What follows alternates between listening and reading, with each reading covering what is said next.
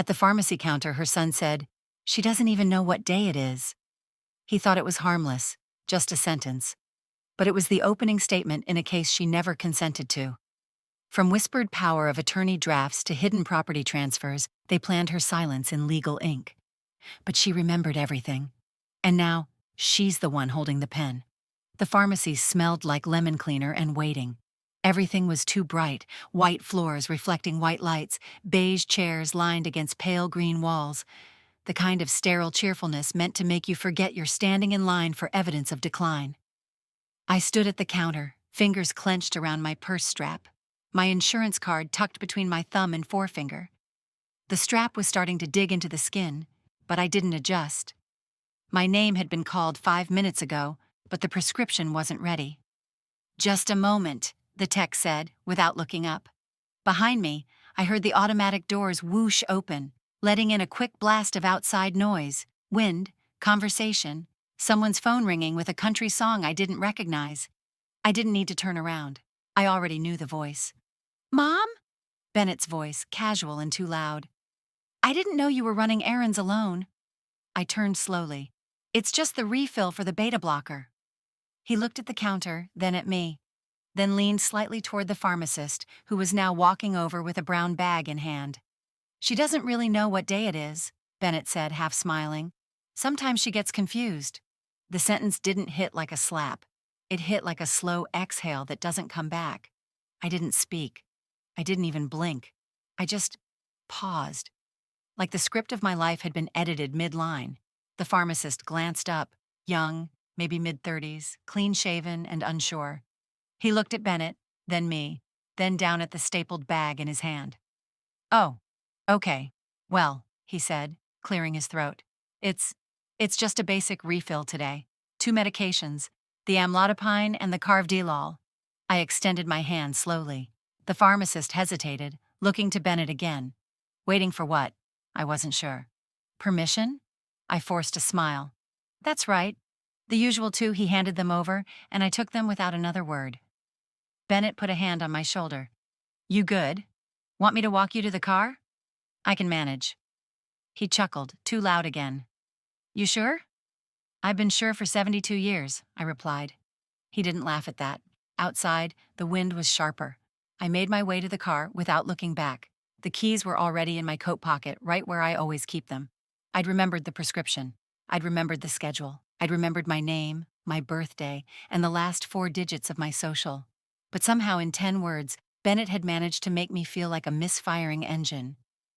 Back home, I placed the paper bag on the kitchen counter and stood still for a moment. Not confused, not uncertain, just stunned. The phrase rolled back in my head. She doesn't really know what day it is. Not a question, not a slip, a decision. It wasn't the first time someone had spoken over me, around me, about me while I stood 5 feet away. But somehow, hearing it from my own son made it something else. It pulled something loose.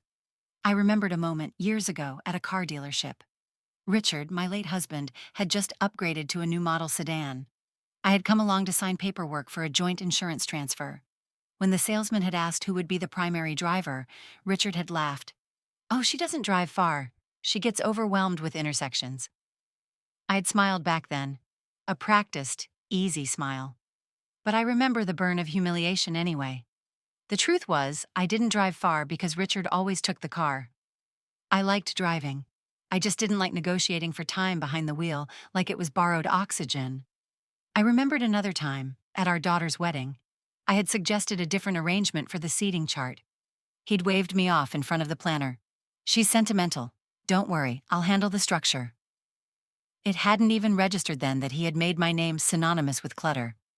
I had called it compromise, but compromise is mutual. What I did was abandon ground, inch by inch, until I forgot I had once owned any. Back at the kitchen table, I sat down and looked at the prescription labels. Everything was correct. My name, the date, the dosage, all confirmed. It was Thursday. I knew because I always picked up refills on Thursdays. That's the day the Social Security deposit hits the account, and the day the copay comes out lower. It was a system. My system. I pulled my planner from the side drawer, a real one, bound in navy leather with gold lettering that read 2023 to 2024. I flipped to today's date. There it was, circled in black ink. Pharmacy at 2:30. I knew exactly what day it was. What I didn't know until now was how far my son had drifted from the boy I raised. The one who used to ask me to braid his hair before school, who used to cry when he thought I was upset. Somewhere between job promotions and dinner reservations, he'd started reciting lines that didn't belong to him, lines his father used, lines Lindsay, his sister, had adopted too. Dismiss her, redirect her, erase her softly but efficiently. The pharmacist hadn't known where to look because he didn't know what to believe. And that's how it starts, isn't it? Not with a diagnosis, with a glance, with an assumption, with a sentence whispered like truth. The wind howled outside, rattling the windows in their panes. I stood and walked over to the sink, pouring a glass of water and sipping slowly. I didn't need a confrontation, not yet. But I did need to remember. Because memory is not just about what happened, it's about who we trust to retell it. I opened the drawer beneath the microwave and pulled out a small notepad. I wrote down today's date, the time, and Bennett's comment in quotes. Then I tore the page neatly and tucked it into the side pocket of my purse, right next to my ID, because they think memory fades, but mine is getting sharper. The afternoon sun had shifted into that golden hour where the light makes everything look a little more forgiving. Creases blur, dust softens, memories glow, instead of ache. I stood in my kitchen, staring at the 2 empty pill bottles beside the sink. The morning dose was gone. The evening one would come, like clockwork. Like it always had. I opened the drawer beside the oven, the one that never really had a name. Not a junk drawer exactly, more like a time capsule. Receipts, warranty slips, extra rubber bands. I wasn't sure why I opened it now. Maybe I just needed something to prove I was still the keeper of systems. Or maybe I was looking for something I hadn't admitted to myself yet. Buried beneath a tangle of birthday candles and 2 expired coupons was a faded spiral notebook. I pulled it out, fingers tracing the worn cardboard cover. It was one of the cheap kinds, college-ruled with bent pages and blue ink bleeding through the margins. I opened to the middle. May 19th. Forgot where I put the house keys.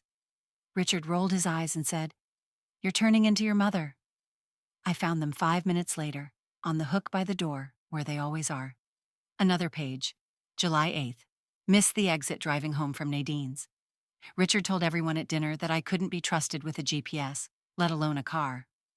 August 3rd, Bennett said, "Mom, are you sure you're okay to take Tessa to the dentist?" I reminded him I took him to every appointment from age 4 to 16. Each entry was short. Not complaints, just noticings, like pebbles dropped in a stream to see which ones sank. I flipped further back. There were pages about Tessa, ballet recitals, peanut allergies, the time she asked me if dinosaurs were sad when they died. Little things I had written so I wouldn't forget them. I never did. And yet, they all seemed so certain I had. I reached over to the corner bookshelf where my old planners were stacked, year by year. I pulled out the 2019 calendar and flipped to the day Bennett claimed I'd missed his birthday dinner. March 14th, B's birthday. Called him, left a voicemail, made lemon bars. I cross-referenced another moment, Lindsay's graduation party, where she told a friend I had RSVP'd late and almost messed up the seating. June 3rd, texted Lindsay to confirm arrival by 4 p.m. She said, "Bring folding chairs." Ignored. Not confused. Overridden. There's a difference. The front door opened. No knock. Just the familiar turn of a key and a voice trailing in behind it. "Gran?" Tessa's voice light and quick, like it was trying to escape her mouth faster than she could regret coming. "In the kitchen," I called out. Tessa appeared in the doorway, all skinny jeans and earbuds, a half-eaten protein bar in one hand. "Hey." "Hi, sweetheart." She walked over and gave me a quick one-arm hug, the kind teenagers give when they've been told to show affection but don't want to mean it. "I was in the neighborhood," she said. "I didn't ask why. I already knew." Lindsay had probably told her to stop by, check on me, make sure I wasn't trying to cook anything with an expired date or confuse the washing machine with the oven. "You're still using that old planner?" Tessa asked, nodding toward the table. "It helps me remember what everyone else forgets." She smiled, half-hearted. "You're sharp, Gran." I waited. And there it was, the shift in her gaze, the pause, the way her thumbs tapped lightly against the back of her phone. Distracted, detached, like she'd rehearsed the compliment and now wanted a gold star for it. You want tea? I asked. No, I'm good, just checking in. Her eyes wandered toward the window. The visit wouldn't last 10 minutes. That's thoughtful of you, I said. Tessa gave a small shrug. Mom said you've been busy lately. I smiled. Busy remembering. After she left, after the perfunctory hug, the text me if you need anything that we both knew she wouldn't answer, I returned to the kitchen table and opened the drawer beneath the stack of planners. This one hadn't been opened in years. It held documents, extra checkbooks, old legal pads. I reached for a folder marked House Insurance, expecting the same usual papers. Instead, my hand landed on something different. A white envelope. No markings, no post-it, unsealed. Inside was a printed draft labeled Durable Power of Attorney, Draft Only, Whitmore Household. My name was printed at the top, Eleanor Whitmore, Principal. The prepared signatures at the bottom read, Agent, Bennett Whitmore. Alternate Agent, Corinne Whitmore. The signature line for me was blank. I stared at the document. My heart didn't race, my hands didn't shake. Instead, something colder settled in. A kind of confirmation. This wasn't about love. It was about position, control, narrative. He'd planned for my voice to fade before I'd agreed to silence it.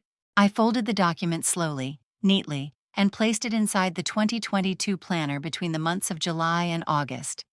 I would keep it there, not hidden, just preserved. Because now, I was done letting people prepare my absence while I was still very much present. Banks always smell the same, something sterile and dry, like printed paper and air conditioning. I stepped through the automatic doors into the same branch I'd used for 20 years. It hadn't changed. Beige tile floors, rows of glass dividers between booths, brochures about home loans and plastic stands. A fake ficus in the corner, its leaves covered in dust no one bothered to wipe. The line was short. A young woman in business casual stood behind the counter, pecking at her keyboard, her nails clicking like tiny typewriters. Her name tag read, Kelsey. I waited patiently, holding a yellow folder close to my chest, just a simple request, a printed account statement. I'd always preferred paper over apps. My eyes weren't what they used to be, and passwords were less about security now, and more about forgetting who you used to be. Next, Kelsey called, without looking up. I stepped forward. Hi there, I said, offering a small smile. I need the most recent monthly statement from my savings account. Printed copy, please. She asked for ID, which I provided immediately. Driver's license, still valid, still mine. She glanced at the screen, then frowned ever so slightly. Huh. I asked, careful to keep my voice light. There's a note here. 1 second, she turned to another computer, typing something longer this time. I waited. The lobby hummed with the soft background music of adult responsibility.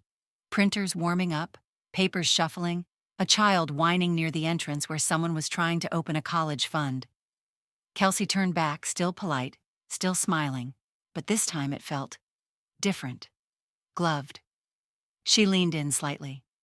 Actually, it looks like your son's already listed as the point of contact on this account. If you're just looking for the statement, I can forward the request to him. I'm sorry, I said, interrupting gently. Why would you forward my request to my son? She blinked. Well, there's a flag here that he's managing some of the financial access. It says, Authorized Representative. Would you like me to get the branch manager? Yes, I said. Please do. She nodded, the first crack in her professional veneer appearing in the way her eyes darted to the side before she turned to walk away. I stood still, calm, watching the distorted reflection of myself in the glass divider. I could see my hands folded around the folder, the wedding ring I hadn't taken off, even after Richard passed, catching a stripe of light. My cardigan was navy, my shoes sensible. I looked like exactly the kind of woman who wouldn't make a fuss. But I wasn't here to fuss. I was here to remember. The branch manager appeared a moment later. His name tag read Lyle, and his tie was patterned with tiny airplanes. He was around Bennett's age, maybe younger. He smiled like someone who had learned early that women my age should be handled like crystal. Careful, soft, don't ask them too many questions. Mrs. Whitmore, he said, extending a hand. I'm Lyle. I understand there's a bit of confusion. I just need a printed statement for my own savings account. I said. Apparently that requires permission now. He gave a chuckle that didn't quite land. Well, not permission exactly. Your son, Bennett, is listed as an authorized party for account access and visibility, which means he's able to make inquiries and receive certain types of statements on your behalf. And when was this arrangement added? He walked me to a private booth behind a pane of glass. The chair was a little too low for the desk. I sat anyway. He clicked through screens while speaking. Looks like that access was added last November. It's part of a trend, actually. We see a lot of families opting for shared account management when parents reach a certain stage. Easier for things like bill pay, fraud protection, even healthcare coordination. Stage. That word again. As if life were a train route with only one direction, and I had missed the stop to turn around. I didn't approve that, I said. Lyle paused. No, he said. No. Well, it's possible he filled out the form in advance, and you signed it at another time. Sometimes these things get handled over the holidays. I offered a smile I'd spent decades perfecting. I haven't signed anything in the last year except a Christmas card and a petition to fix the pothole near Elm Street. He shifted. Would you like to revoke the authorization? I sat back in the too-low chair, the folder still in my lap. Not today, I said. But I'd like a printed copy of every change to this account made in the last 2 years, including any forms with signatures. He hesitated. That will take a couple of days. I'm in no rush, I replied. I've waited this long. He cleared his throat, clearly uncomfortable now. You know, he began, softer. Your son probably meant well. It's a precaution. Sometimes people forget, I finished for him. Yes, I've heard. He didn't reply. Let me tell you. Something, Lyle, I said, still gentle, still smiling. I raised that boy. I taught him how to sign his name in crayon. I know what it looks like when he wants something and doesn't want to ask for it. He pressed his lips together, then nodded. Understood. I stood. Thank you for your help. I'll come back Monday. He led me out with the same smile, a little thinner this time. The kind reserved for people who had unexpectedly reminded him they were not done yet. Back in the car, I rested my hands on the steering wheel for a long time before turning the ignition. Outside, the traffic light shifted from green to yellow, to red, and back again. I didn't move. I thought about the folder in my lap, about the unsigned power of attorney draft in my drawer, about how quietly they had built the box around me. Each action so small, so polite, so paper-thin. But paper cuts hurt. And I'd just found where the blood was leaking. The decorations were still up. A limp paper garland drooped over the entryway between the living room and kitchen, its once gold lettering spelling Happy Birthday in curling script, now faded to something more like just barely remembered. On the table sat a cake box with a missing slice and one candle still half buried in frosting. It had been there for 4 days. I hadn't thrown it out yet. I told myself it was because the garbage was already full, but that wasn't true. I left it there as a monument, not to the celebration, but to the absence. The card count this year, 3. One from Nadine, handwritten and tucked into a floral envelope. One from the women's writing group, all signatures in different pens. And one from the local library, pre-printed, reminding me my senior membership was due for renewal. From Bennett, a text. Hope you're okay, Mom. Been hectic over here. Happy belated no phone call. No visit, no explanation, just a message sent 2 days late with the kind of emoji people use when they want to prove they remembered but don't want to feel anything about it. I sat on the couch and picked up the card I'd left for myself, a habit I started a few years ago. A small ritual. I'd write a note in my own handwriting, seal it in an envelope, and open it with my morning coffee, a way of marking the day, even if no one else did. This year's card was still sealed. I didn't feel like opening it. Instead, I picked up an old photo album and flipped to the page with Bennett's 10th birthday. There he was, grinning beside a lopsided cake I'd baked myself, its frosting sliding off the edges in the summer heat. I remembered staying up the night before to finish his card, handmade, with cutout stars and glitter around the edges. A little poem inside about how proud I was to be his mom. He'd opened it at the party, barely glanced at it, then tossed it aside to unwrap a new Game Boy from Richard. Say thank you to your mother, Richard had prompted, distracted. Thanks, Bennett had mumbled, eyes already on the screen. I'd smiled. I always smiled. Even when I felt like wallpaper, no one remembered choosing. Richard believed in structure, in discipline, in manhood. Bennett had absorbed it all like dry soil under a storm, fast, hungry, and unaware of the roots it ignored. I tried to parent differently. I left notes in lunchboxes. I taught him how to make French toast on Saturday mornings. I praised his effort, not just his wins, but the softness I offered was always competing with the hardness he was taught to respect. By high school, my son had become a man who used clipped tones and long silences. By adulthood, he had learned the most damaging skill of all, how to make neglect sound reasonable. I stood and walked to the hallway drawer where I kept my stationery. I pulled out a lined sheet of ivory paper and began to write. Not to anyone, not for anyone, just to remember who I was before all the edits. Dear Eleanor, you remembered every birthday but your own. You planned every surprise but never received one. You made cakes, folded cards, cleaned up after parties, and still they call you forgetful. But you remember everything. Every skipped call, every half-hearted text, every echo in the room after they left. The words came quickly, not angry, just true. It was then, just after I capped the pen, that I heard the voice, not mine, not on television, real. The kitchen window was slightly open, and the sound came from the back patio next door. I stood slowly, moving toward the window. Corinne. I recognized her voice instantly, clipped and professional, like she was speaking to a client. She's still at home now, yes, but we're evaluating assisted living options just in case. Bennett's worried about her slipping up again. We just want to be ready before anything happens. I didn't move. Another pause. No, she hasn't been diagnosed, but there have been some memory flags. I'll email over the list of facilities. Another voice murmured something I couldn't hear, then laughter, Corinne's. Right? It's better to have control before she starts resisting. I mean, she doesn't even know we've started planning yet. She didn't even know, but now I did. I moved away from the window, slowly, deliberately. I sat back down at the kitchen table, unfolded the card I'd written to myself, and slid it into the trash.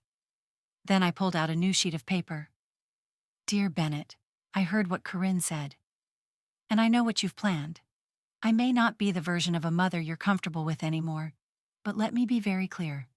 I am still lucid enough to see what's happening. I may not have power in your household, but I have it in mine. This year, I'm the one making the plans. I folded the letter. Not to send. Not yet.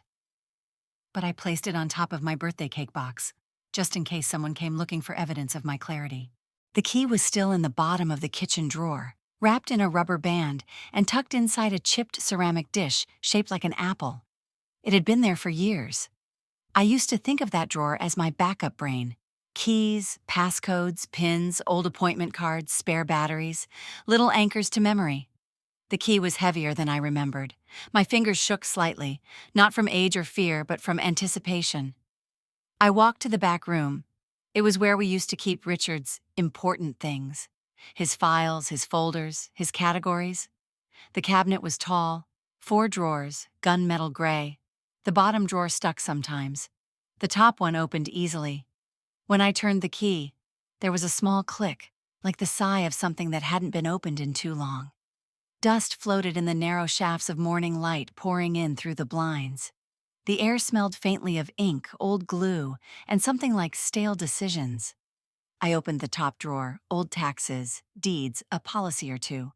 Stacks of manila folders with Richard's handwriting, tight, precise, underlined in red ink. He had always been a man who liked clarity, so long as he was the one defining it. I pulled out a folder labeled Whitmore, Property Holdings. Inside were printed copies of the house deed, the lake cabin transfer, and an old refinance agreement from 2010. That was the year we took equity out of the house to help Bennett and Corinne buy theirs. I remembered the meeting. I had asked a few questions, but Richard brushed them off. Just sign it, Ellie, he'd said, handing me a pen. I've read it. I did. Of course I did. I remembered thinking how grown-up Bennett looked that day, wearing a navy blazer he didn't usually bother with. He shook hands like a man who'd earned something. I flipped through the pages now, eyes scanning each line. And there it was. Not my name. On one form, the property owner was listed solely as Richard Whitmore. The following page had an updated clause. Joint ownership assumed in absence of alternate documentation. No signature from me, just his. The lake cabin document was worse. A quitclaim transfer, signed by Richard, then Bennett. My name wasn't there at all. I had cooked every Thanksgiving dinner in that cabin. Sewn curtains for the tiny windows. Stacked firewood beside the stone hearth while Bennett played cards with Corinne and Richard read the paper. I wasn't just erased, I was never entered. The second drawer revealed financials, retirement accounts, account summaries from a bank I didn't even remember having access to. There were notes in the margins, written in Richard's handwriting again. Lindsay to inherit brokerage. Bennett added to insurance. I flipped further. More documents missing my signature, some with forged ones, similar enough that I had once believed them. But now, after the power of attorney draft and the bank visit, I knew better. The lines didn't just forget me, they rewrote me. I turned to the side desk and pulled out a notebook. I started copying the document numbers, transaction dates, any line that named someone else as authority over what used to be shared. My handwriting was slower than it once was, but steadier now, more intentional. Each line I copied was like carving my name back into stone. At some point, I stood to stretch. Dust motes shifted in the air. I opened the blinds fully, letting light flood the room. It was brighter than it had been in years. I hadn't sat at this desk since Richard's funeral.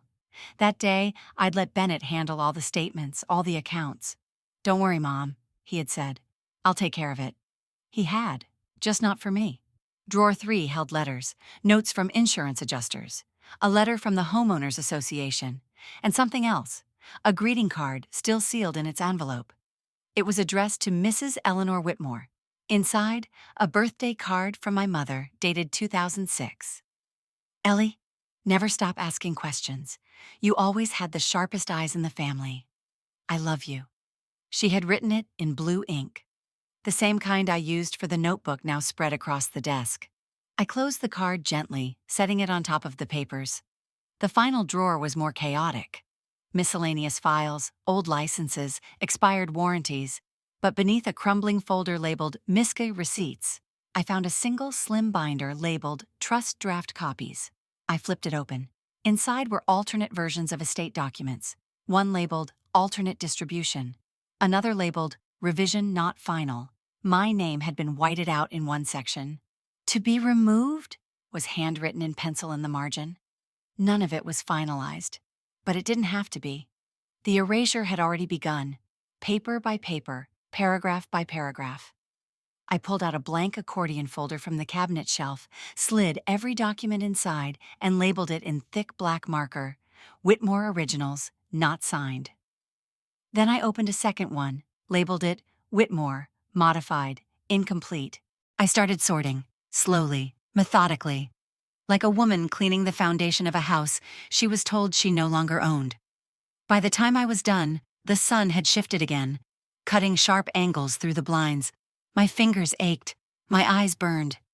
But my mind was clear, not confused, not tired, not lost, clear. I stood, stretched, and looked down at the folders, now stacked neatly beside the notebook. This was no longer about memory. It was about evidence. Because someday, maybe soon, someone would ask if I still understood what was happening.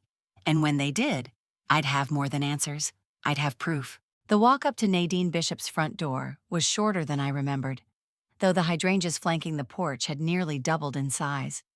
It had been at least 10 years since we'd last seen each other, maybe more. We'd exchanged Christmas cards for a while, but life, Richard, Bennett, caregiving, then grief, had a way of loosening ties. She opened the door before I could knock, wiping her hands on a dish towel. "Well, hell," she said, grinning like we'd just seen each other last week. "Look what the wind blew in. Come inside, Elle." I stepped in, and the warmth hit me like sunlight. Her house was full of color, paintings, pottery, uneven rugs with no intention of matching. The smell of cinnamon and something herbal lingered in the air, probably her tea. It felt like entering a life that had never stopped blooming. "I can't believe it's been so long," I said. Nadine poured 2 mugs of coffee and set them down at the small round table by her kitchen window. The table was mismatched, an old oak top and 2 chairs that had clearly come from separate sets. "I heard about Richard," she said, sitting. Wasn't sure if you wanted visitors then. I shook my head. I didn't even want myself most days. She didn't push, just nodded and took a sip of coffee. For a few minutes we sat in that easy quiet only old friends can share. Then she leaned back and crossed her arms, her gaze sharp but kind. So, she said, what's got you looking like someone opened a box they shouldn't have? I laughed softly. Because someone did. I told her everything. The pharmacy incident, the unsigned power of attorney, the bank account flag, the house paperwork, the missing mail. Her face didn't change much, but her eyes burned a little brighter with every detail. When I finished, she set her mug down with a soft clink and said, You know, they call it confusion when a woman hesitates, but when a man forgets, it's just stress. Isn't that funny? No, I said, it's not. She nodded. Exactly. I stared down at the steam curling from my coffee. I'm just so tired of being managed. You're not being managed, Eleanor. You're being erased. That word stayed in the air between us. Let me show you something, she said. She got up, disappeared into the hallway, and returned with a file folder. Inside were legal documents, petitions, letters. One of them was a dispute she had filed against her own nephew, who had tried to claim medical power of attorney after her hip surgery last spring. I represented myself, she said. Did my own research, got it reversed in court. My eyebrows lifted. You always were braver than me. She leaned forward. You just forgot that you're still allowed to be. Then she handed me a business card, thick cardstock, navy font, Audrey Quinn, estate law.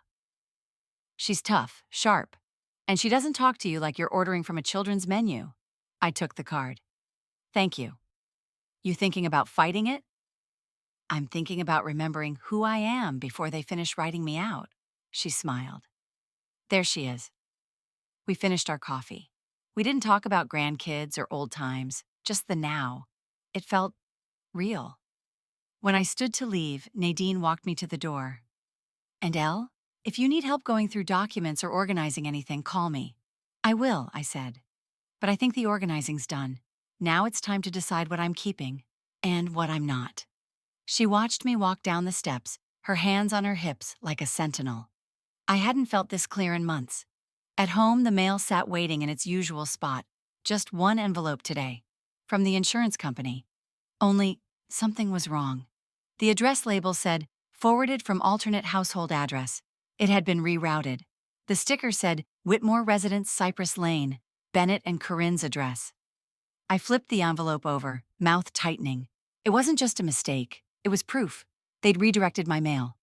I walked to the hallway drawer and pulled out the small accordion folder I'd labeled Incidents Verify. I slid the envelope inside, then sat at the table, staring at the card Nadine had given me. I hadn't called Audrey yet, but I would, because Corinne hadn't been safeguarding me. She'd been stockpiling my silence. The office didn't look like what I expected from an estate attorney. No mahogany paneling, no grandfather clock ticking behind a leather desk. Audrey Quinn's space felt like someone had finally acknowledged the 21st century. Glass walls, soft gray carpet, a wall of green plants I couldn't tell were real or not. The receptionist offered water with lemon or cucumber and asked how I liked the temperature in the conference room. I declined both. Audrey walked in exactly on time.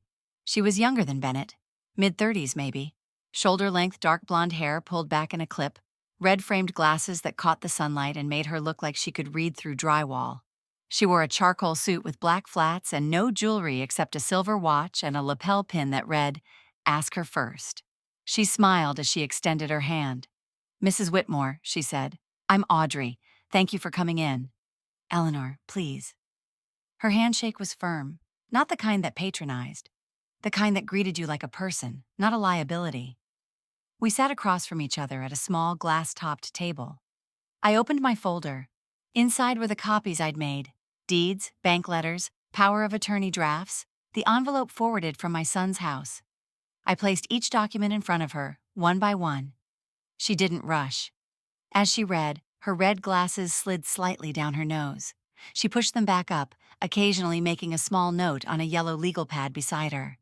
Her pen moved with precision, underlining phrases, circling clauses. At one point, she looked up. Did you ever authorize this transfer of interest on the lake property? No. She nodded and kept reading. A few minutes later, this power of attorney draft, was this ever notarized? No. Did you sign anything remotely like it? No, I recognize the signature immediately. It's mine, but it isn't. Her eyes met mine. You're sure? I've been signing my name the same way since I was 16. Audrey flipped back through her notes, her voice low but steady. You're in a very specific gray zone here, Eleanor.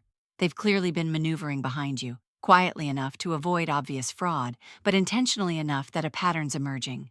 One that's familiar. To you? She nodded. Too often.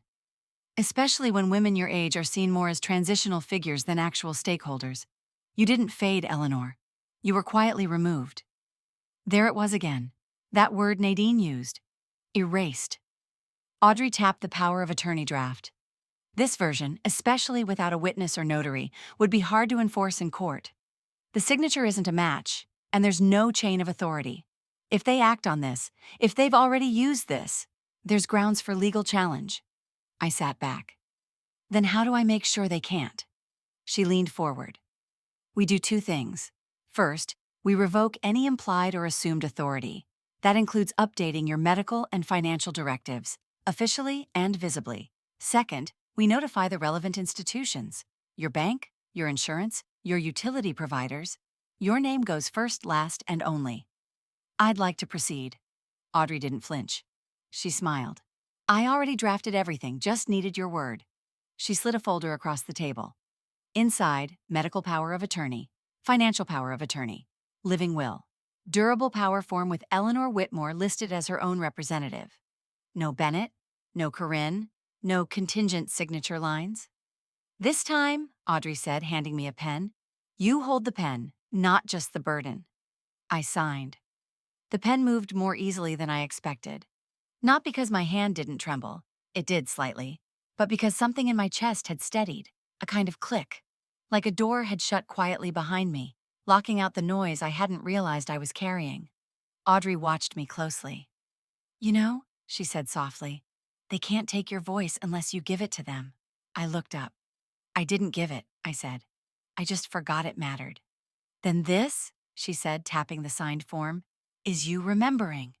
We shook hands again. No formality this time, just certainty. As I left the office, the sunlight hit the glass wall in front of me, casting my reflection in a sharp outline. I saw the red mark on my nose from where my glasses had been resting. I saw the folder in my hand. I saw the same cardigan I'd worn to Bennett's wedding, back when I was still considered the reliable one, the helpful one, the quiet woman in the background. Now, I was none of those things. Now I had paper, and paper doesn't forget. The pharmacy smelled the same. It always did. Too clean, like artificial lemons mixed with floor wax and plastic prescription bags. The same dingy linoleum tiles. The same rack of discount reading glasses by the door. The same soft hum of fluorescence that made everything, faces, voices, intentions, look a little harsher than necessary. I stepped through the sliding glass doors and walked straight to the counter. Mr. Riley was behind the register today. Mid-30s, a little flushed in the face, dark-rimmed glasses, white coat slightly too large for his frame. He'd been the one standing there the day Bennett made that comment. The one who didn't know where to look. He glanced up, recognized me, and his spine straightened. He smiled, cautious. Mrs. Whitmore, he said. Here for your refill? Not yet, I replied. I'd like a consultation first. He blinked. Of course. One moment. He stepped into the side room behind the counter and emerged a moment later, gesturing for me to follow. I did.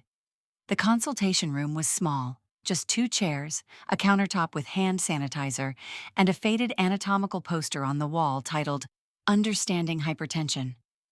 We sat. He looked uncomfortable. I opened my bag and placed my notebook on the table. I'd like to go through my current medications, I said, voice calm, measured. Everyone. I want to confirm dosage, interactions, and refill schedule. Okay, he said, straightening. Sure, absolutely. I recited each prescription from memory. Amlodipine, carvedilol, rosuvastatin. I gave him milligrams, times per day, even the filler ingredients I'd researched to avoid because of sensitivity to dyes. Mr. Riley double-checked the file. "Actually," he murmured, "it looks like we had one coded incorrectly. The refill window should have opened yesterday." I looked at him. "You were waiting on me to ask," I said. He swallowed. I'm sorry." "For what?" "For last time. For assuming. I didn't mean to." "You didn't mean to look past me," I said, finishing for him. "But you did." He didn't reply. "You know," I added, "I've been taking these same prescriptions for over 5 years. Never missed a dose, never doubled up, never called confused." He nodded slowly. "I know." "Then next time," I said, voice still level, "ask me first." A pause. Then he did something I hadn't expected. He stood, reached into the drawer beside him, and pulled out a small form. "This is a patient review form. It's not required, but it flags a file as is self-managed when filled out. It tells the system and the staff that you're the primary handler of your meds." I took the pen he offered and signed it. Full name. Clear handwriting. When we stood to leave, he held the door open and said softly, "Thank you for coming in today." I gave him a nod. "Thank you for seeing me." I walked out of the pharmacy not with a bounce, because age doesn't lend itself to theatrics, but with something better. A stillness. The kind that comes when you reclaim something you didn't know they'd started borrowing. I had my prescriptions. I had my file marked self-managed, and I had a long overdue conversation in the rear view. Outside, the air was cold and dry, early autumn nipping at the edges of the day. Leaves skittered across the parking lot like they didn't want to be caught resting anywhere too long. At home, I set the pharmacy bag on the counter and started a fresh page in my notebook. Confirmed doses, October 12th. Before I could finish writing, my cell phone buzzed on the table. Unknown number. I answered. "Mrs. Whitmore? This is Audrey Quinn. I wanted to update you. We got confirmation back on the title search." I sat down. "Go ahead." "There's a clause added to your house deed, dated 2 years before Richard passed. It lists a conditional transfer clause, says that in the event of mental incapacitation, the property rights default to a designated caregiver." I didn't speak. "Caregiver listed, Bennett Whitmore." I closed my eyes. And was I notified? Not in writing. And the clause is buried inside a series of refinancing agreements. Most people wouldn't have seen it. "And now?" "Now," Audrey said, "we can challenge it. You've already proven competence. We have documentation of recent independent financial decisions. You've revoked all previous authorizations, and the clause was never signed by you." The word landed heavy. Challenge, not plead, not request, not ask permission. "I'd like to proceed," I said. "I already started the paperwork," she replied. "Just needed to hear it from you." When the call ended, I didn't cry. I didn't shake. I just sat with the truth of it. Richard hadn't trusted me with the house. Our house. The one I had painted, cleaned, lived in, protected. He had seen my mind as negotiable, something to be transferred, like a bill, like a burden. But now I had his signature, and mine was next. The house looked the same. White siding, black shutters, a driveway that curved just enough to make turning around inconvenient. It had been years since I'd walked through that front door without holding a casserole. This time, I brought nothing but myself, and an envelope tucked neatly into my purse. I rang the bell once. Corinne opened it with the tight smile of someone hosting out of duty, not desire. "Hi, Eleanor, you found it okay?" I nodded. "I've been here before." She stepped aside. Shoes off. Bennett just mopped. Inside, the living room buzzed with low conversation. A football game murmured on the TV.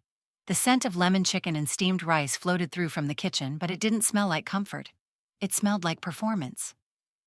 Tessa sat cross-legged on the floor, phone in one hand, water bottle in the other. Her eyes flicked up as I entered. She gave a half nod. Bennett emerged from the hallway, patting his hands dry on a dish towel. "Hey, Mom, glad you made it." I set my coat on the arm of the couch. I was invited. The silence that followed wasn't loud, but it was dense. Even the TV seemed to lower its volume in anticipation. Dinner was served buffet style. Everyone filled their plates, then sat at the oversized farmhouse table Corinne had custom ordered last spring. 12 seats, 8 used, 4 for the suggestion of community. We ate quietly for the first few minutes. Forks against ceramic, a cough, the clink of ice settling in a glass. Then Lindsay cleared her throat. "So, Mom," she said, slicing her chicken with a little too much pressure, "how have things been mentally?" Bennett shot her a look, but didn't stop her. "I only ask," Lindsay continued, "because we've all noticed a few slips, missed dates, confusion at the pharmacy, forgetting birthdays." Corinne chimed in too casually. "And the mail keeps getting forwarded back here. Just figured it's better if we hold it." I set my fork down. Tessa's eyes flicked between us. "I'm fine," I said. Lindsay gave a little smile, almost apologetic. "I'm sure you feel that way, Mom, but it's not just about how you feel. It's about what's safest." I reached for my purse, slowly, calmly. I pulled out the envelope. Not dramatic, not theatrical, just deliberate. "I actually brought something," I said. Bennett looked wary. "What is that?" I slid it across the table to him. The envelope was thick ivory, sealed with a red notary stamp on the flap. It made a soft thud as it landed near his plate. "I had some documents drawn up," I said. "Medical, financial, property-related." Corinne blinked. "What?" I folded my hands. "Everything is now under my name, including power of attorney. This time, signed willingly, legally, publicly. Audrey Quinn is my counsel. You're welcome to call her if anything's unclear." Bennett didn't touch the envelope. "You said I didn't know what day it was," I continued, voice level. "But I remember everything you forgot."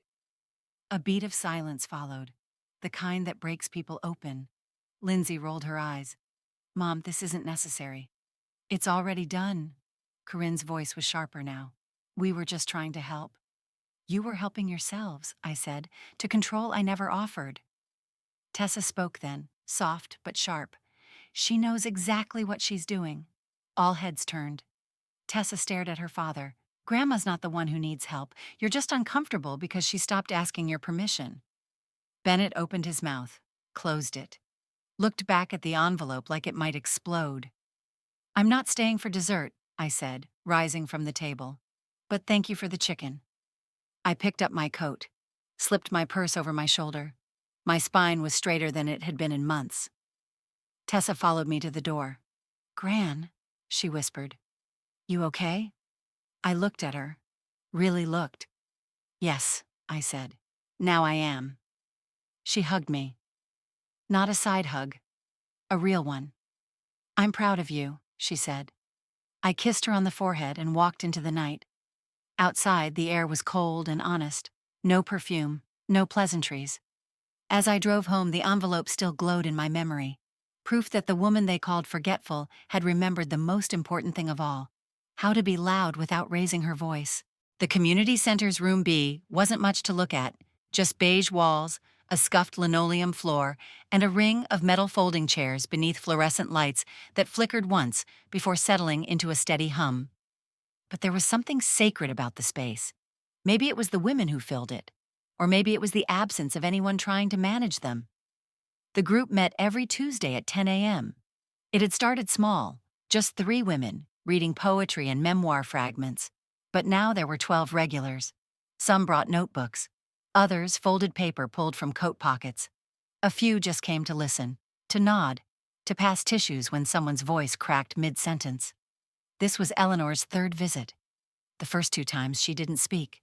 She simply listened. Took in the rhythm of the room, the way silence held space, the way memory took shape when it wasn't interrupted.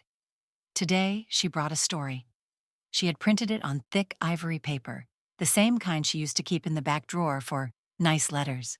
Her reading glasses rested low on her nose. Her fingers didn't shake. Janelle, the group's organizer, gave a warm nod as Eleanor cleared her throat. I titled this one, "I'm Not the One Who Forgot, You Are." The room quieted. Even the overhead lights seemed to still. I was called forgetful by the same people who never remembered to ask if I wanted to be anything beyond helpful. I was called fragile by the same hands that dropped my decisions like they were glassware they'd already chipped. I was told I didn't know what day it was. But I remember the day I stopped being asked.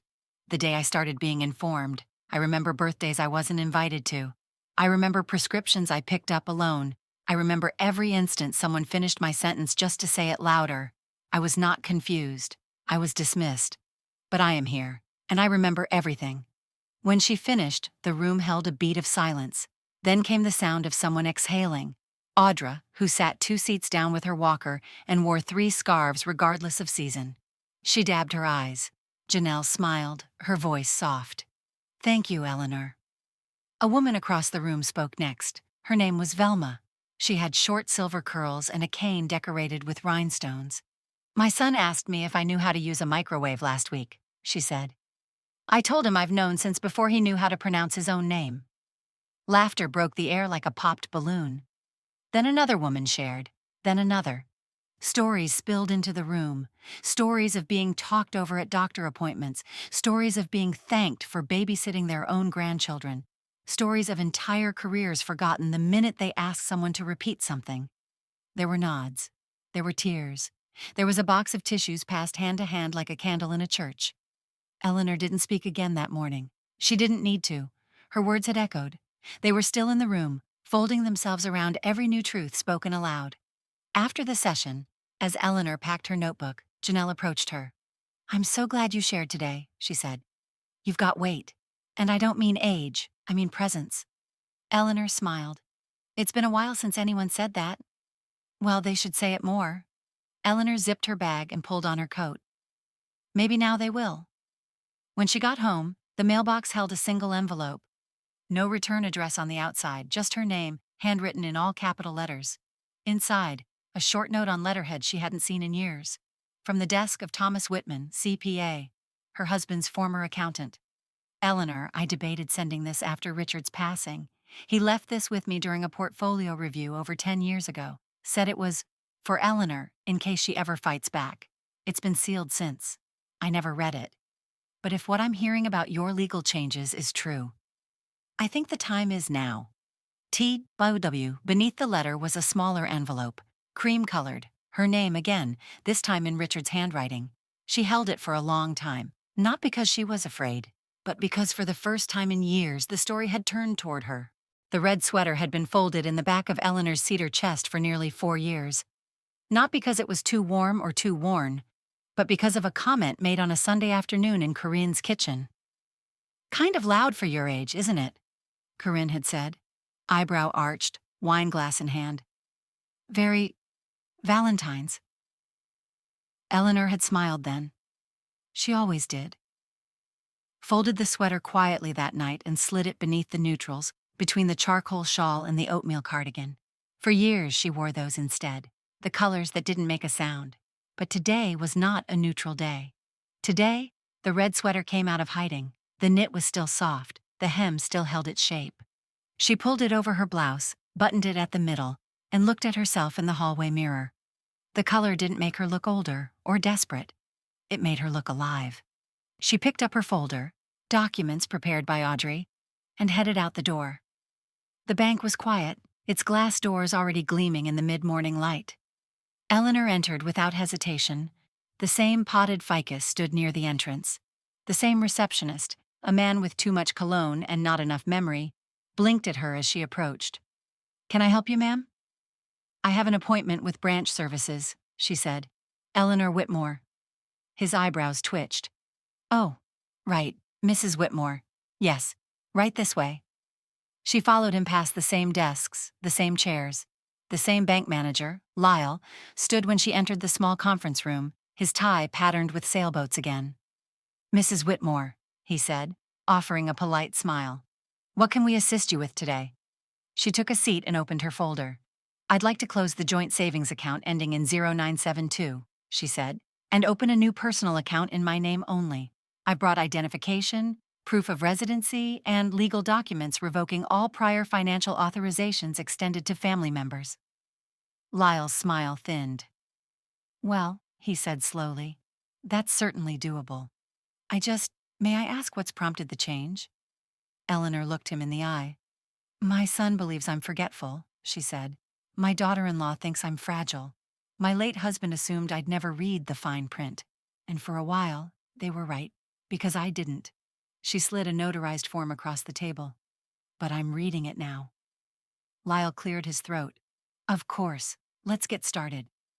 As he typed, she looked at her reflection in the glass partition. The red sweater cast a soft hue on her neck, a little glow against the morning light. She didn't look like a woman losing her grip. She looked like a woman getting it back. When the papers were printed, she signed them with steady hands. Would you like checks or a debit card today? Lyle asked. Both, she said. And a copy of everything. He nodded. As he finished scanning and stamping, she leaned back in her chair. You know, she said softly, we don't have to age invisible. He paused. She smiled. We age louder. Lyle chuckled, surprised. I'll have to remember that. Write it down if you're worried you'll forget, she said. Outside, the wind had picked up. Leaves skittered down the sidewalk like tiny messengers of change. Eleanor walked slowly to her car, bag tucked under one arm, folder in hand. Her reflection in the window caught her eye again, this time not shrinking, not apologizing for space or color or clarity. She opened the door, slid into the driver's seat, and laughed. Soft at first, then a little louder. The sound filled the cabin. It felt like air, finally returning to a long-closed room. She turned the key in the ignition. The red sweater glowed in the sun. The kitchen was quiet, but not empty. Morning light stretched through the windows, catching the edges of the mugs on the drying rack, painting long golden lines across the table Eleanor had sat at for over 40 years. The same table where she'd sorted bills, paid for summer camps, pressed leaves between wax paper with Tessa, and once hand-addressed 78 wedding invitations for a ceremony she wasn't asked to help plan. Now, it held just one thing, a crisp white envelope, thick with forms, lined in her own notations and initials. It sat beside a blue ink pen, uncapped, waiting. She adjusted the collar of her cardigan. Not beige, not charcoal. Today it was the soft mauve one her mother once complimented. That color belongs to you, Ellie. A memory tucked neatly between tea-steamed windows and back porch summer talks. She sat, straightened her posture, smoothed the papers. At the top of the first page, application for charitable endowment establishment. Name of fund, the Lorna Hale Scholarship for Returning Women. She read it again, even though she didn't need to. She had memorized every clause, every eligibility rule, every dollar amount allocated from the account she'd opened in her own name, hers alone, for women age 45 and older returning to school, trade certification, or training.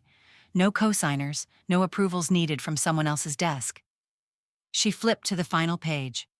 Signature line, founder, director of fund. Her name waited just above the line. Eleanor Hale Whitmore. Her hand hovered, not out of fear, but reverence. She thought of her mother, Lorna, who dropped out of nursing school to raise 4 kids, who never finished her degree, who returned to work in her 50s as a librarian, and told Eleanor once, I may have given up a few things, but my mind? That's mine. Always will be. Eleanor's hand didn't shake. She pressed the pen to the paper and signed. One stroke, then the next. No hesitation, no proxies, no need for validation. Just her name, bold and complete. She sat back, capped the pen, folded the documents with care, and slid them into the envelope. She sealed it, pressing along the edge with her thumb. She had used that same thumb to button tiny coats, soothe a teething grandson, press elevator buttons behind hospital gurneys, and sign joint documents that erased her own agency. Now she used it to send something forward, something with her name and her mother's, no one else's. She slipped on her shoes, coat already waiting on the hook. No scarf. She wanted the wind on her skin today. The mailbox stood 3 houses down, at the edge of the cul-de-sac where the pavement curved and disappeared behind overgrown hedges. She walked slowly, but not because of weakness. Because walking now meant something, not a ghost, not a shadow, not the woman trailing behind her family, hoping to be noticed, but a woman who had noticed herself, again and again, until she believed it. She reached the box, lifted the lid, slid the envelope inside. The metal thunk as it closed echoed louder than most conversations she'd had in the last decade. She stood there for a moment, her hand resting on the cool aluminum. The wind picked up. A few leaves swirled at her feet. The sky was blue, not perfectly, not vividly, but the kind of blue you could look at for hours and still feel something shift. She turned, walked back, not like someone finished, but like someone just beginning again. Monologue. VO. Quiet and resolute. They signed away my silence. They notarized my erasure. They made decisions over my name, beneath my notice, around my back. But now I sign what matters. I write in ink that doesn't ask permission, and when they look for the ghost, they'll find a woman who never truly left. What they called forgetfulness was clarity they never dared to face. What they labeled fragile was fire, quiet but burning steady. If this story mirrored a truth you felt but never spoken, know this: you're not fading, you're being rewritten. And it's time you hold the pen. Stay close, because the next story might be the one that sets you free.